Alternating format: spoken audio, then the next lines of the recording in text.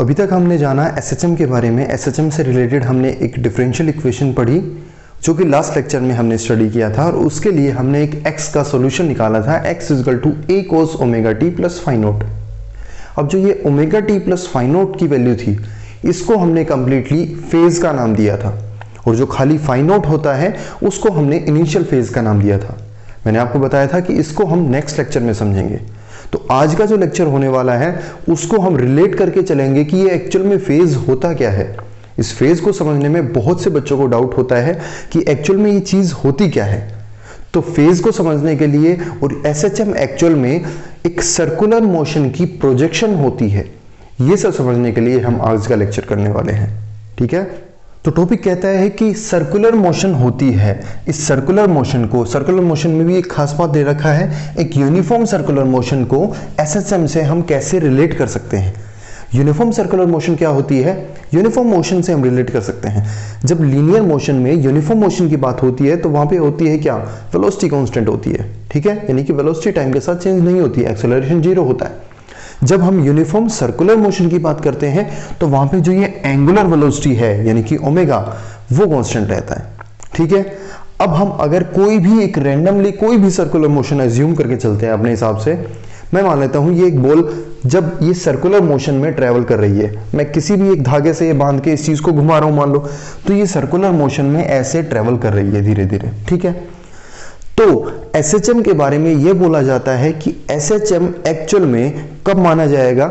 अगर मैं इस बॉल की इस एक्स एक्सिस या फिर वाई एक्सिस, एग्जाम्पल के तौर पे अगर हम खाली एक्स एक्सिस मान के चलते हैं, अगर इस बॉल की एक्स एक्सिस के ऊपर मैं परछाई देखता हुआ चलूं, प्रोजेक्शन का मतलब होता है परछाई, या फिर मैं सिंपल सी भाषा में कह सकता हूं कि इसका परपेंडिकुलर, इससे निकला हुआ परपेंडिकुलर जो इस एक्सिस पे पड़ता है। जैसे कि अगर ये बॉल यहां से ट्रेवल करना शुरू करती है, ऐसे ट्रेवल कर रही है धीरे धीरे सर्कुलर मोशन में, अगर ये बॉल ट्रेवल करती है, अगर x से ये बॉल p तक आती है, यानी कि इसकी जो परछाई है, मान लो ऐसे ट्रेवल कर रही है तो परछाई यहां पे आई, q पे अगर बॉल जाती है तो परछाई यहां पे आई, y पे अगर बॉल जाती है तो परछाई O पर आ गई। ऐसे ही जब ये बॉल ऐसे घूमेगी तो इसकी परछाई यहां तक आ जाएगी। सिमिलरली जब बॉल ऐसे ट्रेवल करेगी तो परछाई इसके साथ ऐसे मूव करेगी। यानी कि जैसे जैसे बॉल सर्कुलर मोशन में मूव कर रही है, परछाई की जो मोशन है यानी कि प्रोजेक्शन की जो मोशन है वो कुछ ऐसे हो रखी है। इस मोशन को हम क्या कह सकते हैं? क्या इसको ऑसिलेशन बुला सकते हैं? बिल्कुल बुला सकते हैं। ऑसिलेशन में क्या होता है? एक किसी मीन पोजीशन की तरफ जो ऑब्जेक्ट है उसकी मूवमेंट होती है। अगर मैं यहां पे इसकी मीन पोजीशन लेके चलूं, ऑब्जेक्ट वहां पे जा रही है लेकिन दोबारा से मीन पोजीशन पे आने चाह रही है, यहां पे जा रही है दोबारा से मीन पोजीशन, यानी कि इसकी कुछ मोशन इस तरह से हो रही है। मोशन तो है, ऑब्जेक्ट इधर से उधर यानी कि एक पीरियडिक मोशन तो है, लेकिन उसमें भी खास बात क्या है? एक मीन पोजीशन के अलोंग ये मोशन हो रही है। ये किसकी बात कर रहे हैं? जो सर्कुलर मोशन में एक्चुअल में थी उसकी जो परछाई है वो यहां पे ऐसे मूव कर रही है।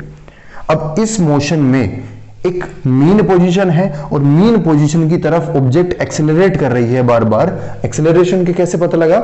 यहां से जब निकलती है तो एकदम ऑब्जेक्ट की एंगुलर वेलोसिटी तो कांस्टेंट है, लेकिन उसकी परछाई की वेलोसिटी देखो, ये ऐसे निकल गई, ये थोड़ा धीरे आएगी, यहां पे आके परछाई रुक जाएगी। क्यों? क्योंकि परछाई को दोबारा उल्टा चलना है। क्यों? क्योंकि बॉल दोबारा से ऐसे घूमना चाह रही है। तो ऐसे जब रुक के वापस जाएगी, यानी कि रुकी है तो वेलोसिटी 0 हुई है, यानी कि वेलोसिटी यहां से यहां चेंज हो रही है लेकिन एंगुलर वेलोसिटी कांस्टेंट है। बात आ रही है समझ में?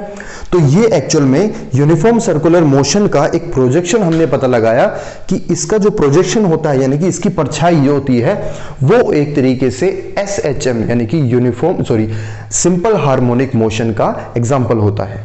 अब ये जरूरी नहीं है कि हम एक्स एक्सिस भी लें, वाई एक्सिस भी हो सकता है। बॉल ऐसे मूव कर रही है यानी कि इसकी परछाई जो है वो ऐसे मूव कर रही है, यानी कि ये भी तो एक तरीके का एसएचएम ही है। ऐसे भी हो सकता है और ऐसे भी हो सकता है। ठीक है, तो ऐसे हम रिलेट करते हैं यूनिफॉर्म सर्कुलर मोशन को सिंपल हार्मोनिक मोशन के साथ।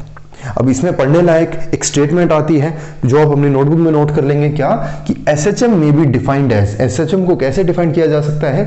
As the projection of uniform circular motion. Projection यानी परछाई। यूनिफॉर्म सर्कुलर मोशन की एक ऐसी प्रोजेक्शन जो कहां पे होती है? Upon the diameter of a circle. जो ये सर्कल बन रहा है आपके सामने, इसके डायमीटर पे जो प्रोजेक्शन होती है, अब डायमीटर तो ये भी है और ये भी है, तो इसलिए मैंने बोला कि एक्स एक्सिस भी ले सकते हैं और वाई एक्सिस भी ले सकते हैं। आ रही है बात समझ में? हम अपने जो ये डेरिवेशन करने वाले हैं, इसमें जो प्रोजेक्शन लेंगे वो एक्स एक्सिस पे लेने वाले हैं। क्यों? क्योंकि हम पहले ही इक्वेशन पढ़ चुके हैं कुछ ऐसी डिस्प्लेसमेंट की। अब ये जो चीज हमने पढ़ी है, इसमें मेन चीज हमें तीन चीजें निकालनी पड़ती हैं। क्या? एक तो डिस्प्लेसमेंट, इस पार्टिकल की डिस्प्लेसमेंट की इक्वेशन क्या आएगी। दूसरी बात, किसी भी पर्टिकुलर पॉइंट पे हम वेलोसिटी को किस इक्वेशन से बताएंगे। तीसरी बात, एक्सेलरेशन, सॉरी डिस्प्लेसमेंट आ चुका है, वेलोसिटी आ चुका है, तो जाहिर सी बात है एक्सेलरेशन भी आना जरूरी है। तो एक्सेलरेशन को हम बताएंगे कि किस इक्वेशन से उसको डिनोट करते हैं। तो सबसे पहला पॉइंट आता है हमारे पास displacement of the particle. Particle की हम डिस्प्लेसमेंट कैसे डिनोट करते हैं। हालांकि ये पहले कल पढ़ चुके हैं हम पिछले लेक्चर में, फिर भी हम देख लेते हैं कि अगर किसी भी पॉइंट पे मेरे को डिस्प्लेसमेंट, ये डिस्प्लेसमेंट एक्चुअल में देखते कहां से हैं? डिस्प्लेसमेंट देखी जाती है मीन पोजीशन से। यहां पे ये मीन पोजीशन है, क्योंकि ये यहां जा रहा है, वहां आ रहा है, दोबारा जा रहा है, यहां आ रहा है, यानी कि ये एक मीन पोजीशन है इसकी। तो किसी भी पॉइंट पे अगर मान लो मैं एन पॉइंट पे निकालना चाहूं, तो मुझे डिस्प्लेसमेंट किससे बतानी पड़ती है? एक्स से। एक्स कौन सी डिस्प्लेसमेंट है? Displacement of the particle from the mean position. अब पार्टिकल की क्या ले रहे हैं? एक्चुअल में पार्टिकल तो मूव वैसे कर रहे हैं, लेकिन पार्टिकल को हम अज्यूम नहीं कर रहे हैं। हमें मतलब है पार्टिकल की प्रोजेक्शन से, पार्टिकल की परछाई से मतलब है, क्योंकि पार्टिकल थोड़ी ना एसएचएम बना रहा है, एसएचएम बना रहा है पार्टिकल की प्रोजेक्शन। ठीक है, तो हम प्रोजेक्शन की डिस्प्लेसमेंट देखेंगे कहां से? मीन पोजीशन से। हम मान लेते हैं कि पार्टिकल ऐसे मूव कर रहा है। अब देखो, हमने एक बात की थी इनिशियल फेज की। इनिशियल फेज का फंडा आपको यहां से समझ में आएगा। हम इनिशियल फेज को कैसे डिनोट करते हैं, मैंने आपको बताया था। कोई भी पार्टिकल अगर मान लो फाई नॉट एंगल पे रखा हुआ है, ये देखो, अगर सिंपल पार्टिकल जब x पॉइंट से मूव करना शुरू करता, यानी कि इनिशियली ये x एक्सिस पे कितना एंगल बनाएगा? 0 का एंगल बनाएगा। लेकिन अगर मैं एंगल फाई नॉट ले लूं, फाई नॉट कुछ भी हो सकता है, 30 डिग्री, 45 डिग्री, 15 डिग्री, कुछ भी। अगर पार्टिकल को मैं यहां से शुरू ना करवा के इस P पॉइंट से शुरू करवाऊं, यानी कि मेरा इनिशियल पोजीशन ही कहां पे है? सर्कुलर मोशन में पोजीशन को किससे दिखाते हैं? थीटा से दिखाते हैं। मेरी इनिशियल में ही पोजीशन कितनी है? एक्स एक्सिस से फाई नॉट दूर है, यानी कि इनिशियल में ही एक फेज आ गया ना। फेज दिखाता है पोजीशन एक तरीके से। तो इनिशियल फेज कितना है? Phi not. एक्स एक्सिस से कितने एंगल ऊपर उठा हुआ है पहले से ही पार्टिकल। यहां से P से चलना शुरू करता है, ओमेगा वेलोसिटी से चलना शुरू करता है, ओमेगा एंगुलर वेलोसिटी से। और P से अगर Q तक का रास्ता देखूं मैं, रास्ता नापने के लिए सिंपल अगर लीनियर डिस्टेंस की बात करूं तो क्या होता है? Velocity into time. अगर एंगुलर डिस्टेंस की बात करता हूं, एंगुलर डिस्प्लेसमेंट की, तो हो जाएगा एंगुलर वेलोसिटी इनटू टाइम, यानी कि ओमेगा इनटू टी। तो हम एंगल को, एंगुलर डिस्प्लेसमेंट को किससे दिखाते हैं? थीटा से। तो यानी कि जो थीटा आएगा वो किसके इक्वल आएगा? एंगुलर वेलोसिटी इनटू टाइम, यानी कि ओमेगा इनटू टी। बात आई समझ में? इनिशियल पोजीशन थी फाई नॉट, एक एक्स्ट्रा एंगल कवर किया। क्यों? क्योंकि एक एंगुलर वेलोसिटी है उसके पास, कितनी? ओमेगा। तो फाई नॉट और एक्स्ट्रा एंगल कितना मिल गया? Phi omega into t. तो टोटल एंगल कितना हो जाएगा? फाई नॉट प्लस में ओमेगा टी। ये चीज हमने पढ़ी थी, phi naught plus omega T plus phi naught. यहां पे फाई नॉट क्या है? इनिशियल पोजीशन, यानी कि इनिशियल फेज, और omega T plus phi naught क्या आ जाएगा? Overall phase. बात आ रही समझ में? अब डिस्प्लेसमेंट दिखाते हैं किसकी? इस प्रोजेक्शन की। कहां से? मीन पोजीशन से। तो डिस्प्लेसमेंट की कहां से पता लगेगा? ON दिखाएगा, है कि नहीं? यानी कि distance ON, that is x, denotes the displacement from the mean position. यहां मीन पोजीशन से इस पार्टिकल की प्रोजेक्शन की डिस्प्लेसमेंट दिखा रहा है। ठीक है, अगर मैं इस ट्राइंगल की बात करूं ONQ, इस ट्राइंगल की अगर बात करता हूं, तो cos of angle cos of angle QON, ये QON एंगल कितना है? Omega T plus phi naught. Total angle देखना पड़ेगा, ये total angle omega T plus phi naught. अब इस एंगल का जब मैं कोस निकालूंगा तो कोस होता है बेस अपॉन हाइपोटेन्यूज। बेस है ON और हाइपोटेन्यूज है OQ, यानी कि जो कोस ओमेगा टी हो जाएगा, यहां पे दे रखा है जो NOQ है वो omega T plus phi naught है। अगर cos omega T plus phi naught निकालूंगा तो यानी कि इसका कोस बेस अपॉन हाइपोटेन्यूज, यानी कि ON अपॉन OQ। अब ओ एन क्या है, displacement of particle from mean position, that is x. बात आती है ओ क्यू की। ये ओ क्यू क्या है, क्या ओ क्यू को मैं यहां का रेडियस बुला सकता हूं, इस सर्कल का, इस सर्कल का रेडियस मैं ओ क्यू बुला सकता हूं, बिल्कुल बुला सकता हूं। क्या ओ एक्स को भी मैं रेडियस बुला सकता हूं, बिल्कुल बुला सकता हूं। अगर ये रेडियस है तो यहां तक का भी रेडियस है। क्या पार्टिकल की ये मैक्सिमम पोजीशन नहीं हो गई, क्या मैक्सिमम डिस्प्लेसमेंट नहीं हो गई? एक पार्टिकल है जो, यानी कि पार्टिकल की जो परछाई है वो यहां से जा रही है, मैक्सिमम यहां तक जा रही है, दोबारा आ रही है, मैक्सिमम यहां तक जा रही है, यानी कि उसकी जो मैक्सिमम डिस्प्लेसमेंट है वो किसके इक्वल हो गई, रेडियस के इक्वल। और मैक्सिमम डिस्प्लेसमेंट को हमने लास्ट क्लास में पढ़ा था, किसके इक्वल होता है, एम्पलीट्यूड के इक्वल। यानी कि ये जो रेडियस आई है ये किसके इक्वल हो जाएगी, एम्पलीट्यूड के। रेडियस किसके इक्वल हो जाएगी, एम्पलीट्यूड के इक्वल। क्या ये एम्पलीट्यूड के इक्वल है तो ये भी एम्पलीट्यूड के इक्वल, यानी कि ओ क्यू किसके इक्वल आ जाएगा, ए के इक्वल। बात आई समझ में? जो ओ एन है ये किसके इक्वल है, एक्स, यानी कि डिस्प्लेसमेंट के, और ओ क्यू हो जाएगा आपका एम्पलीट्यूड के इक्वल। तो यहां से मैं क्या लिख सकता हूं, अगर x मुझे निकालना है तो x इक्वल हो जाएगा a cos omega t plus phi naught. ये जो x की वैल्यू आई है, x होता है displacement of particle from main position. हम लिखने को लिख देते हैं डिस्प्लेसमेंट ऑफ पार्टिकल, लेकिन एक्चुअल में तुम्हें पता है ये क्या है, ये पार्टिकल की डिस्प्लेसमेंट नहीं है, ये पार्टिकल की जो प्रोजेक्शन है एक्स एक्सिस पे उसकी जो डिस्प्लेसमेंट बता रहा है। बात आई समझ में? तो एक एसएचएम की जो डिस्प्लेसमेंट की इक्वेशन होती है वो कैसे लिखी जाती है, x equal to a cos omega T plus phi note. अब पता लगा जो हमने लास्ट क्लास में हम डायरेक्ट सॉल्यूशन लिख दिया था उस इक्वेशन का, वो कहां से आया था, वो एक्चुअल में यहां से डिराइव्ड था वो सॉल्यूशन। बात आई समझ में? ये था डिस्प्लेसमेंट के लिए। अब पढ़ते हैं हम वेलोसिटी के लिए। अब वेलोसिटी के लिए वेलोसिटी का फॉर्मूला हम जानते हैं, v is equal to d x by d t, यानी कि rate of change of position with respect to time. अभी अभी हमने पोजीशन से रिलेटेड एक इक्वेशन जानी है, x is equal to a cos omega T plus phi naught. अगर उस इक्वेशन को हम डिफरेंशिएट कर दे टाइम के साथ, यानी कि उसमें चेंज देखना चाहे टाइम के साथ, वो किस चीज को दिखाएगा, वो दिखाएगा वेलोसिटी को। यानी कि वेलोसिटी होती है dx बाई dt, यानी कि इस इक्वेशन का differentiation with respect to time. अब डिफरेंशिएशन का फॉर्मूला हमने लास्ट क्लास में भी देखा था, जो कांस्टेंट चीज है उसको बाहर रखेंगे, फिर फंक्शन का डिफरेंशिएशन और फिर उसके अंदर के वेरिएबल का डिफरेंशिएशन। तो सबसे पहले बाहर a है, एम्पलीट्यूड है, यानी कि ये एक मैक्सिमम वैल्यू है, यानी कि a की जो वैल्यू है इस रेडियस के जो इस सर्कल का जो रेडियस है उसकी वैल्यू तो कांस्टेंट रहेगी, टाइम के साथ चेंज नहीं होती है, तो वो हमने बाहर लिख लिया a। अब बात आती है कोस की।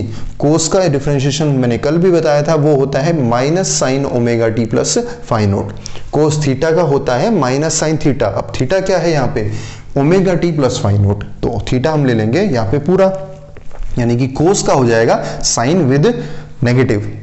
ठीक है, अब करते हैं थीटा का, यानी कि पूरे एंगल का डिफरेंशिएशन। एंगल के डिफरेंशिएशन में क्या हो जाएगा, ओमेगा टी का हो जाएगा ओमेगा, कल भी देखा था, ओमेगा टी का क्या हो जाएगा, ओमेगा बाहर आ जाएगा, अंदर बच जाएगा D T upon D T, तो ये हो जाएगा आपका ओमेगा। इसका डिफरेंशिएशन आ गया ओमेगा, और ये टाइम के साथ चेंज नहीं होता। क्यों चेंज नहीं होता, क्योंकि ये तो हमने एक एक्चुअल में इनिशियल एंगल, इनिशियल फेज ले ही लिया ना। अब ये टाइम के साथ चेंज थोड़ी ना होगा, इनिशियल जो वैल्यू आ गई वो तो आ गई, अब ये खुद आगे वाले हिस्सा चेंज होगा। इनिशियल तो जो ले लिया वो ले लिया, यानी कि इसका डिफरेंशिएशन कितना हो जाएगा, 0, क्योंकि ये टाइम के साथ चेंज नहीं हो रहा। आई बात समझ में? तो इसका जो टोटल डिफरेंशिएशन आ जाएगा वो क्या आ जाएगा, ए ओमेगा। ओमेगा क्यों आया, एंगल से, A omega sine omega T plus phi naught. बात आई समझ में? अब देखो ये तो एक वैल्यू आ गई टी के रिस्पेक्ट में, एंगुलर वेलोसिटी के टर्म में और टी के टर्म में, लेकिन हमें चाहिए एक ऐसी वेलोसिटी जो डिस्प्लेसमेंट और एम्पलीट्यूड की टर्म्स में हो।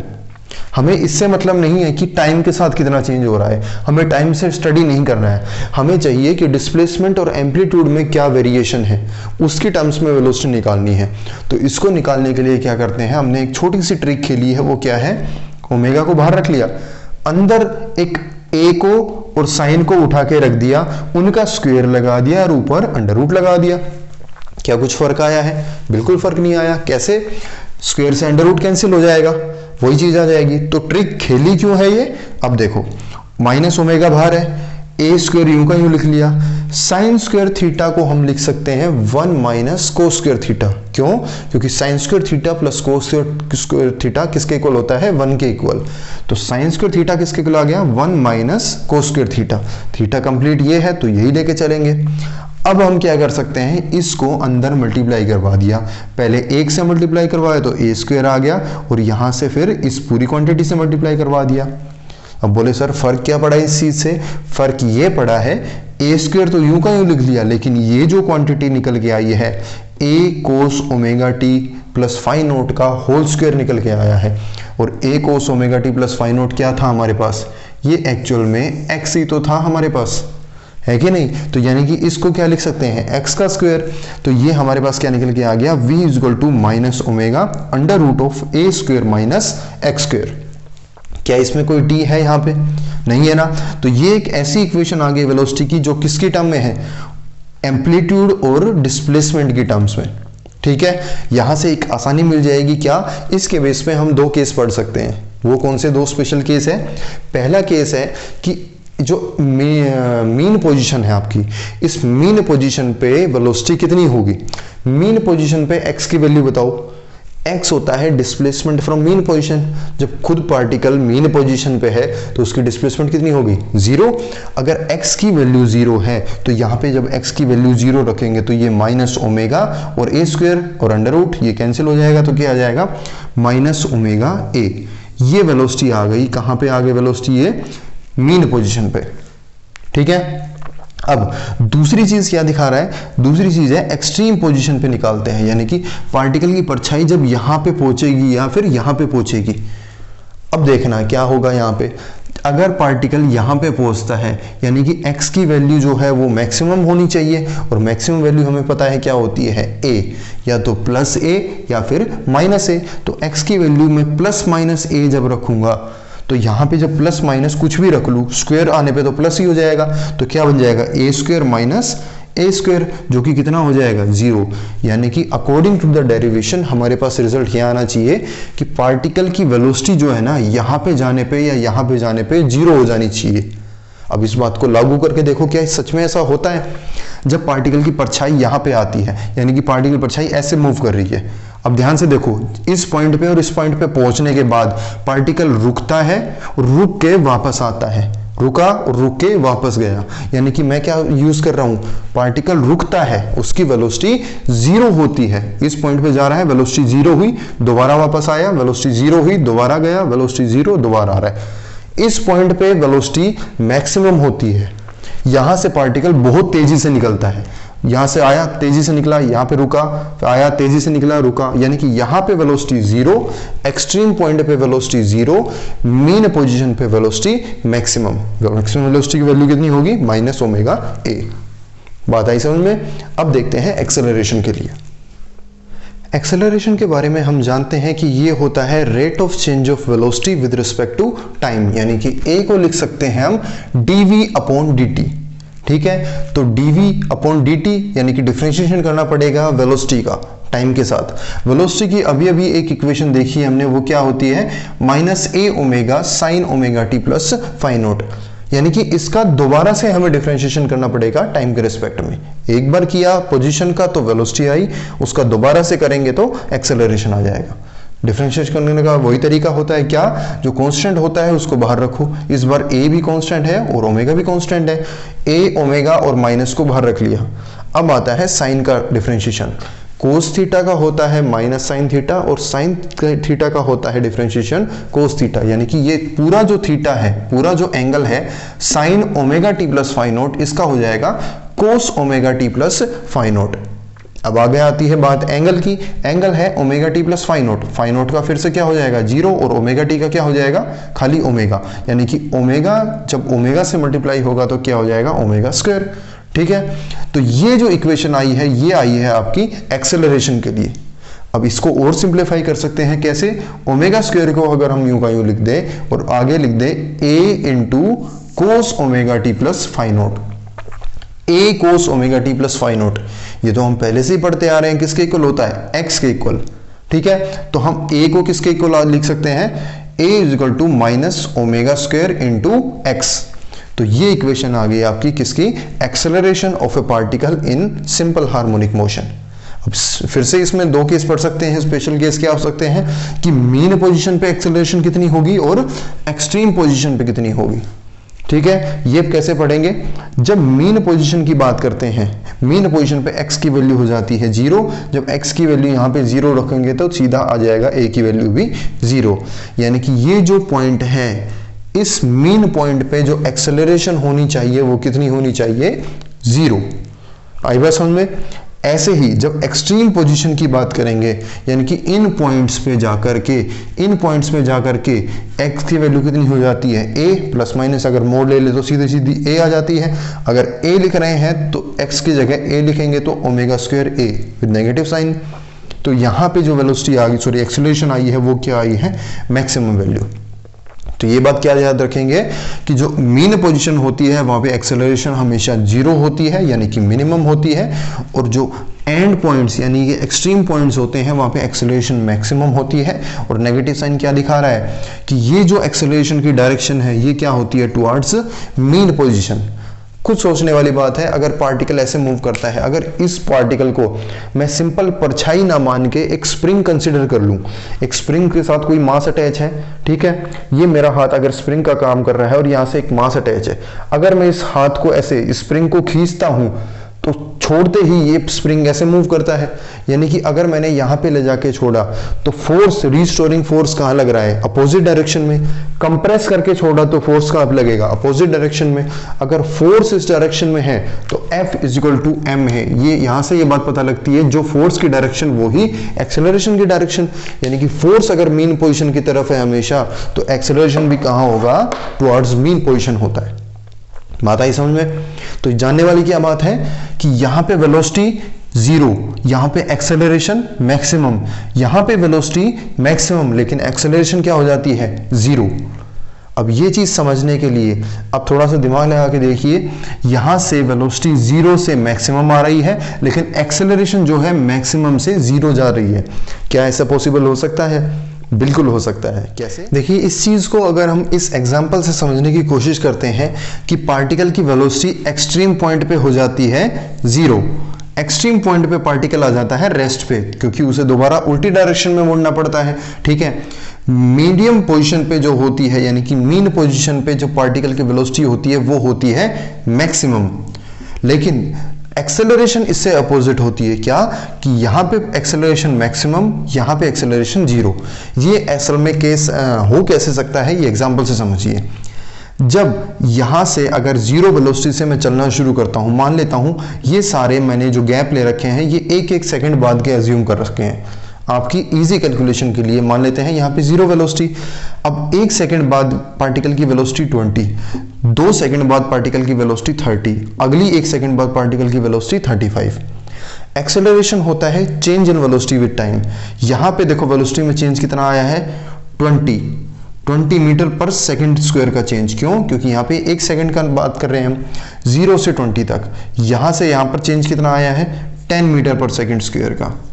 यहाँ से यहाँ पे चेंज 5 मीटर पर सेकंड स्क्वायर का।